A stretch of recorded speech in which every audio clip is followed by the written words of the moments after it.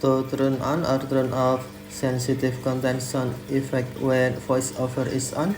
In iPhone 14 Pro, open settings, tap settings to open, and then scroll down the screen, find accessibility. Next, tap accessibility, and then tap voiceover. Select audio. Next, tap sounds and haptics. Scroll down the screen, find sensitive content. Next, tap sensitive content,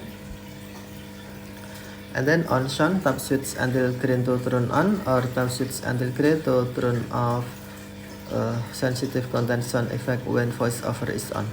Tap switch until green to turn on, or tap switch until gray to turn off. Okay, thank you for watching. Have a nice day.